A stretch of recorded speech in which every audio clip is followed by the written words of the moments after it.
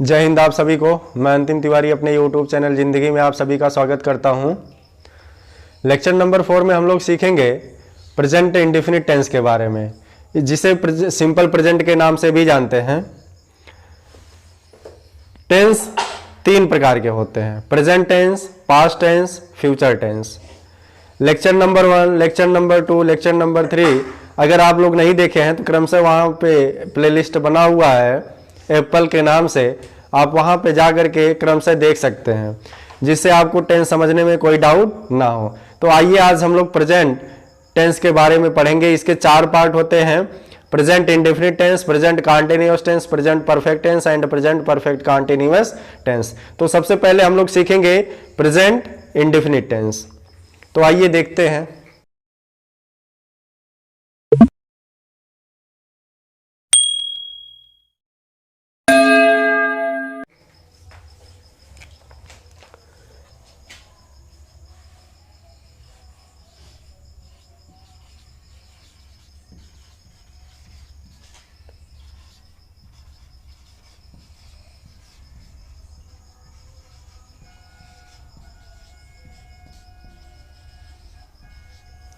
Present indefinite tense का जो दूसरा नाम है वो है सिंपल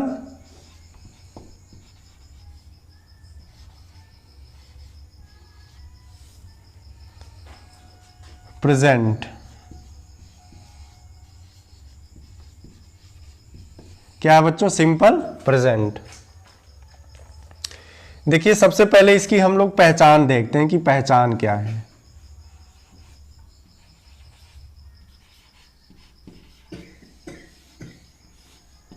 इसकी जो पहचान है वाक्य के अंत में, ठीक क्या बच्चों? इसकी जो पहचान है वाक्य के अंत में ता है, ती है, ते है, ताहूं,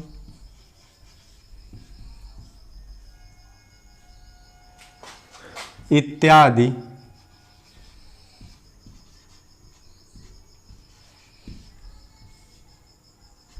वाक्य के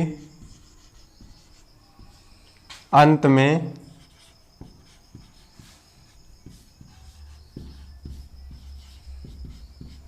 आते हैं।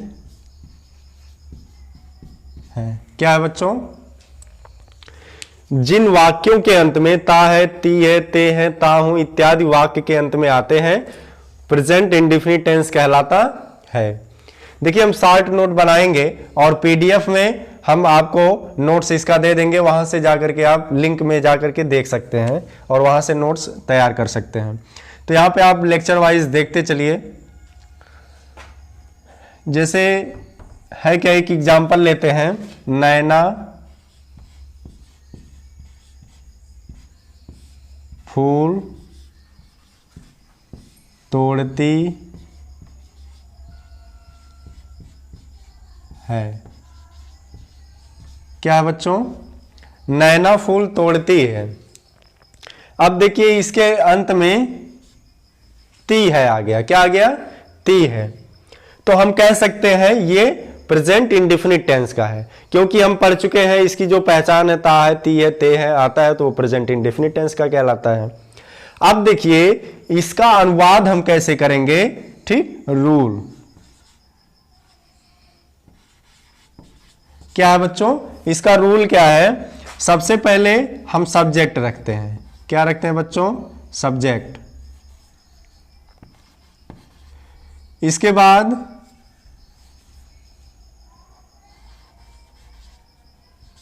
वर्ब की फर्स्ट फॉर्म में यस या ईएस लगाते हैं और इसके बाद ऑब्जेक्ट को रखते हैं। ठीक है बच्चों, ये इसका रूल है। सबसे पहले सब्जेक्ट को रखेंगे, इसके बाद वर्ब की फर्स्ट फॉर्म में यस या ईएस लगाएंगे और इसके बाद ऑब्जेक्ट को रखेंगे। देखिए, इसके पहले आपको बता दिया गया है सब्जेक्ट ऑब्जेक्ट वर्ब को पहचानना, कैसे पहचानते हैं। अगर आप लोगों को नहीं पता है तो आप लोग क्रमशः, बार बार हम यही कहेंगे, लेक्चर 1, लेक्चर 2, लेक्चर 3 आप लोग क्रमशः देखते रहिए, जिससे टेंस समझने में कोई दिक्कत ना हो और कहीं कोई भी डाउट ना हो। और अगर कोई डाउट हो तो आप लोग कमेंट सेक्शन में जरूर कमेंट करिए कि सर यहाँ पे हमें समझने में दिक्कत हो रही है, उसको हमें क्लियर कर दीजिए। तो नेक्स्ट वीडियो में उस बात को लेकर के क्लियर कर दिया जाएगा, जिससे आपका डाउट दूर हो जाएगा। तो आइए देखते हैं। ये देखिए, ही क्या है बच्चों? He, she, it, he, she, it, any name और सिंगुलर नंबर के साथ। ठीक, he, she, it, any name singular number के साथ। ही मतलब क्या होता है बच्चों? वह है। और सी मतलब वह है। और इट मतलब यह है। और एनी नेम मतलब किसी का नाम।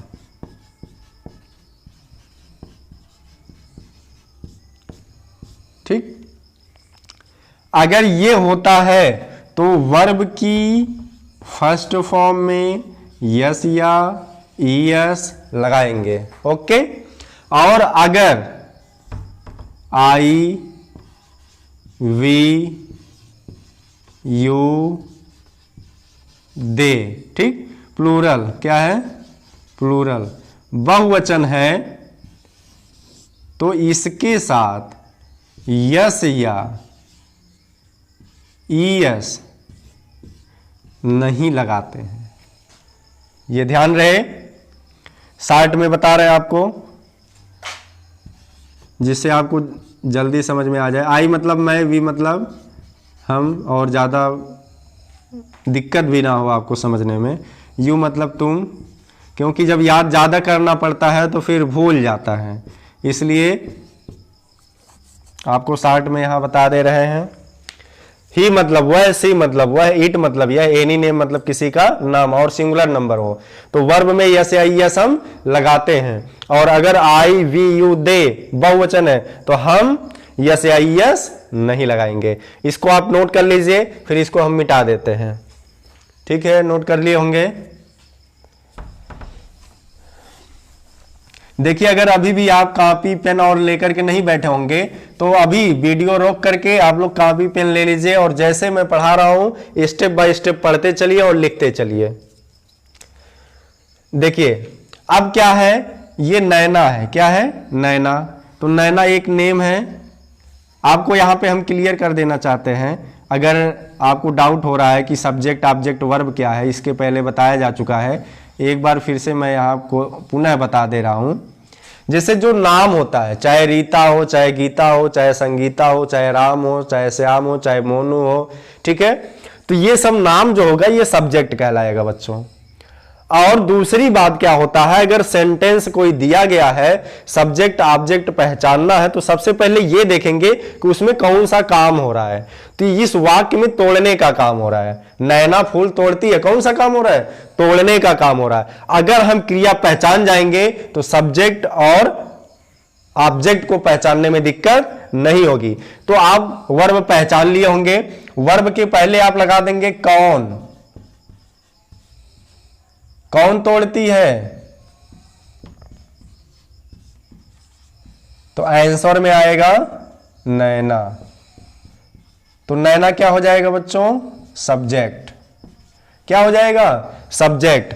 ऐसे ही अगर वर्ब के पहले हम लगा दें क्या, क्या तोड़ती है,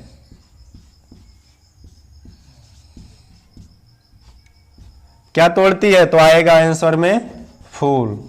तो ये आपका हो जाएगा ऑब्जेक्ट। ओके, तो आप समझ गए होंगे सब्जेक्ट, ऑब्जेक्ट और वर्ब। और इसको विधिवत बताया गया है। हम बार बार कहेंगे lecture number 1, lecture number 2, lecture number 3, क्रमशः आप लोग देखते आइए, जिससे आपको टेंस में कहीं प्रॉब्लम ना हो। तो सबसे पहले सब्जेक्ट लग गया नैना। अब देखिए वर्ब में यस या ईएस लगाएंगे। तो प्लग मतलब होता है तोड़ना, PLUCK। अच्छा बच्चों, एक बात ये आ गया, अगर ही सी इट है या किसी का नाम है तो हम यस या ईएस लगाते हैं, बट कब यस लगाएंगे कब ईएस लगाएंगे, ये भी तो सोचने योग्य बातें हैं। तो आप नोट कर लीजिएगा, double S, S H, C H, X और ओ। अगर ये इतना किसी वर्ब के अंत में है, अगर ये इतना लेटर किसी वर्ब के अंत में है तो उसमें हम ई एस जोड़ते हैं। क्या जोड़ते हैं बच्चों? E S. और इसके अतिरिक्त क्या है? इसके अतिरिक्त हम क्या जोड़ेंगे? यस। ठीक, इसके अतिरिक्त हम लोग क्या जोड़ेंगे? यस। जैसे अब देखिए गो है बच्चों, क्या है? गो। तो इसमें हम ई एस जोड़ देंगे तो क्या हो जाएगा? गोज। अब जैसे देखिए इसके लास्ट में क्या आ गया? ओ आ गया कि नहीं? तो इसलिए हम यहां ई एस जोड़ दिए। ठीक, ऐसे ही डू मतलब क्या होता है? करना, और गो मतलब जाना। डू मतलब होता है करना, इसमें ई एस जोड़ देंगे तो क्या हो जाएगा? डज, है ना? क्या हो जाएगा बच्चों? डज। ऐसे ही टीच मतलब क्या होता है? पढ़ाना, TEACH। टीचिंग होता है ना, कहते हैं हम टीचिंग करने जा रहे हैं, मतलब पढ़ाने जा रहे हैं।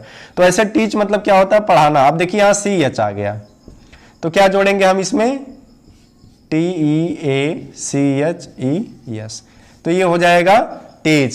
ठीक, ऐसे ही और भी कई सारे वर्ब हैं, जैसे पास है, क्या है? पास, PASS, पास, है ना? पास मतलब उत्तीर्ण होना। कहते हैं ना कि आप पास हो गए कि नहीं हो गए, तो ये उत्तीर्ण होना। ठीक, तो ये क्या है? वर्ब। अब देखिए यहां डबल एस आ गया तो हम क्या जोड़ेंगे? PASSES जोड़ दिए। तो ऐसे ही हम क्रमशः ES जोड़ते जाएंगे। अगर किसी वर्ब के अंत में double S, yes, CH, x और ओ होगा तो आइए देखते हैं। इसको आप लिख लीजिए, फिर मिटा देते हैं और आगे हम चलते हैं ट्रांसलेशन की तरफ। देखिए बच्चों, अब आपको क्लियर हो गया होगा कि ये नैना है सब्जेक्ट और ये प्लग है। प्लग क्या है? वर्ब। अब इसमें यस जोड़ना है कि ईएस जोड़ना है, तो सबसे पहले हम ये देखेंगे कि इस वर्ब के अंत में जो यहां भी लिखवाए थे कोई लेटर्स है तो आप पाएंगे नहीं, तो इसलिए क्या जोड़ेंगे? यस। तो क्या हो जाएगा? नैना प्लग्स। ठीक, क्या हो जाएगा बच्चों? नैना प्लग्स। इसके बाद क्या तोड़ती है? आंसर में क्या आएगा? क्या तोड़ती है? तो आएगा आंसर में फूल। क्या तोड़ती है? फूल। तो लिखेंगे FLOWER।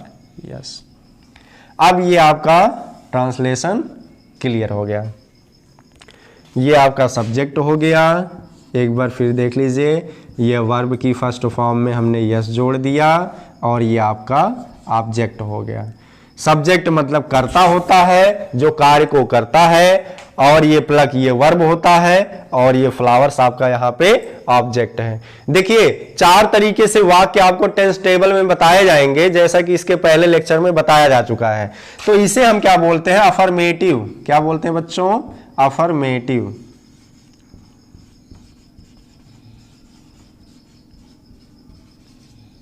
क्या बोलते हैं? Affirmative sentence. क्या बोलते हैं बच्चों? Affirmative sentence. तो इसे आप लोग लिख लिए होंगे। दूसरा देखते हैं, नैना फूल नहीं तोड़ती है। नैना फूल नहीं तोड़ती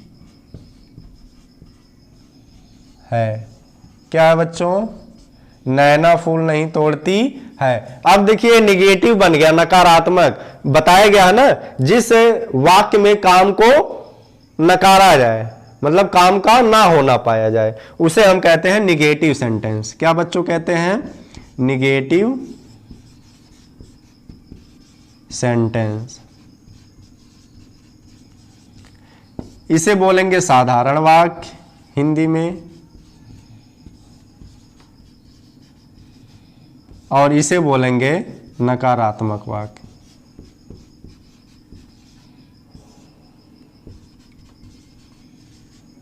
क्या बोलेंगे बच्चों? नकारात्मक वाक्य। अब देखिए इसका जो रूल है वो क्या है, इसका भी रूल देख लेते हैं। सबसे पहले सब्जेक्ट लगाएंगे और इसके बाद बच्चों लगता है डू या डज। क्या लगता है? डू या डज। इसके बाद वर्ब की फर्स्ट फॉर्म। अब देखिए ये जो आप लोगों को यस या यस यहां लगाना था, यहां यस या यस अब खत्म हो जाएगा, नहीं लगेगा, सिर्फ और सिर्फ वर्ब की फर्स्ट फॉर्म लगेगी। ओके, और इसके बाद हम लगा देंगे ऑब्जेक्ट। ये रूल है, ठीक। तो अब देखिए इसका ट्रांसलेशन क्या हो जाएगा। सबसे पहले लगाएंगे नैना, यन ए आई यन ए। क्या हो गया बच्चों? नैना। अब देखिए आ गया वर्ब। वर्ब के पहले डू या डज। तो हम पहले ये जान लेते हैं डू किसके साथ लगाते हैं और डज किसके साथ लगाते हैं। आप इसे जो है स्क्रीनशॉट ले लीजिए इसको हम मिटाने जा रहे हैं, यहां आगे लिख देते हैं। फिर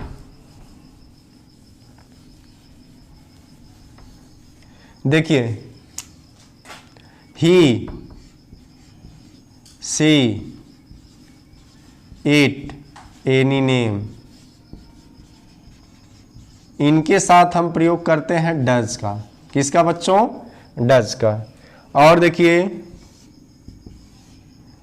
आई, we, you, they, I, we, you, दे।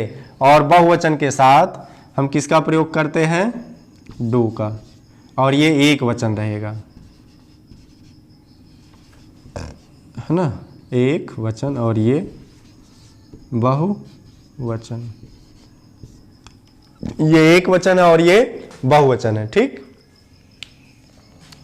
तो अगर ही, सी, इट, एनी नेम किसी का नाम है तो डज का प्रयोग करेंगे, आई, वी, यू, दे है तो डू का प्रयोग करेंगे। तो अब देखते हैं, यहां नैना है, नैना नेम है, तो हम किसका प्रयोग करेंगे? डज का। तो बच्चों हो जाएगा डज।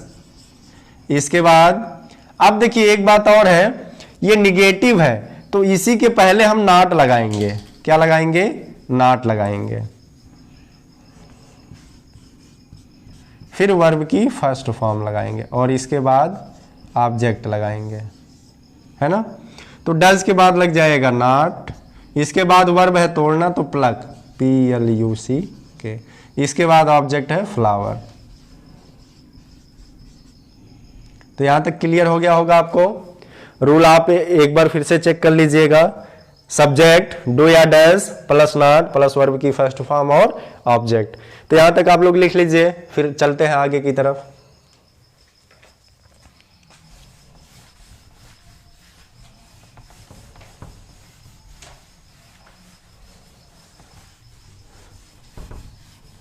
अब देखिए इंट्रोगेटिव इसका आ गया। क्या आ गया? इंट्रोगेटिव। क्या नैना फूल नहीं, क्या नैना फूल तोड़ती है। पहले इंट्रोगेटिव देखेंगे, क्या नैना फूल तोड़ती है।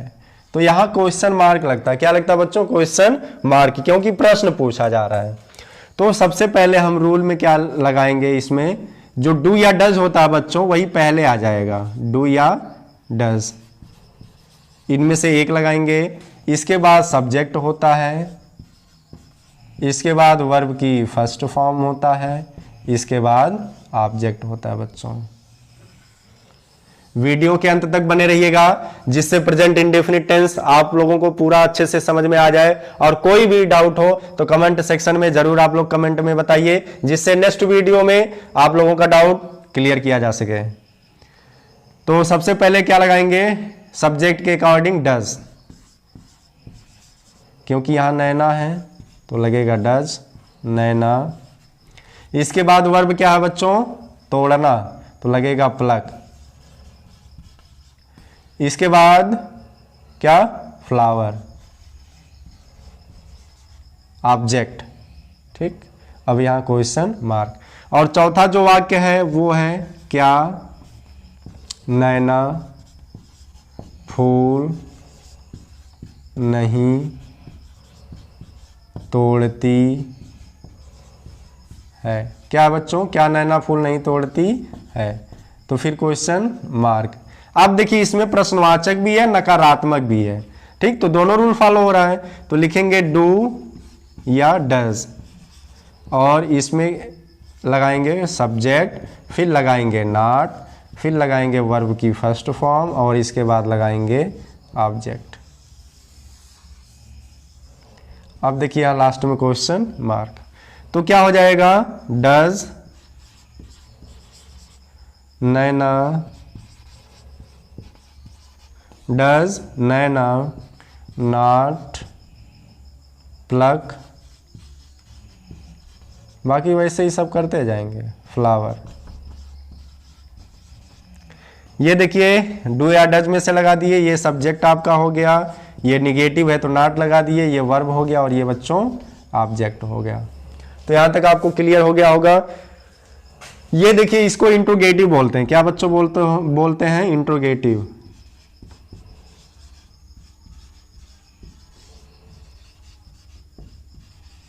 ठीक, इसको बोलते हैं प्रश्नवाचक। प्रश्नवाचक। आप लोग सेंटेंस लिख लीजिएगा, इंट्रोगेटिव सेंटेंस, प्रश्नवाचक वाक्य, है ना। इंट्रोगेटिव सेंटेंस लिख देते हैं, आ जाएगा, दिख रहा है। और इसके बाद ये है इंट्रोगेटिव प्लस निगेटिव सेंटेंस, ठीक। प्रश्नवाचक प्लस नकारात्मक वाक्य। तो यहां तक क्लियर हो गया होगा। आप लोग लिख लीजिए। आप लोगों को कुछ हम होमवर्क के रूप में दे रहे हैं, जिसका ट्रांसलेशन आप लोग कमेंट बॉक्स में बताइएगा। चलिए आप लोग जो है अपना होमवर्क नोट कर लीजिए।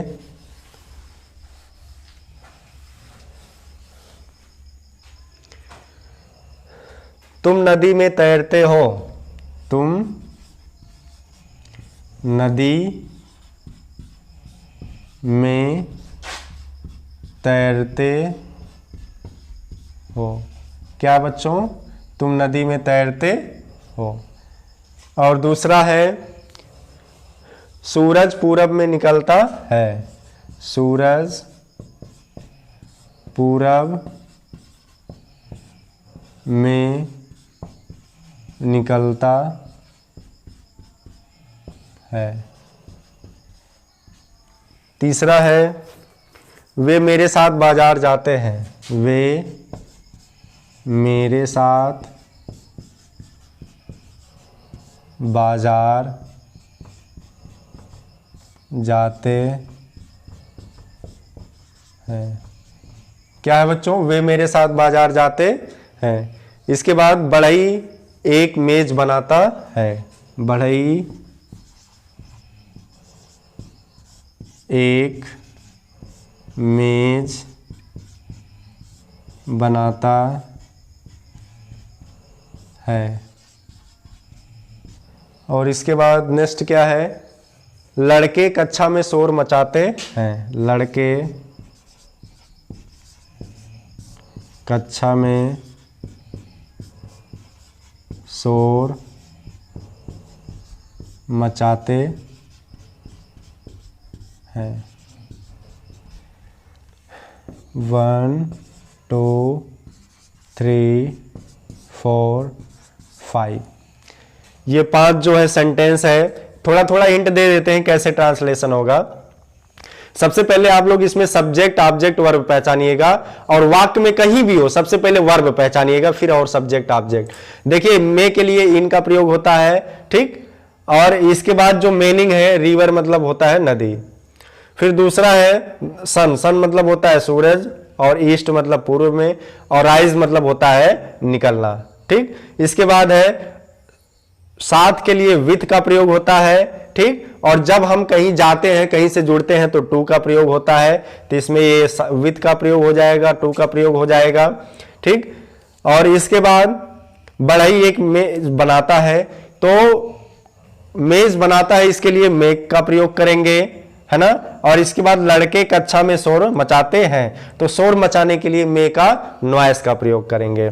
ठीक है बच्चों, तो आप लोग अपना होमवर्क नोट कर लीजिए। वीडियो आपको कैसा लगा? अगर वीडियो अच्छा लगा हो तो लाइक और सब्सक्राइब करना ना भूलें, कमेंट में अपनी राय जरूर दें। तो मिलते हैं अगले वीडियो में। जय हिंद।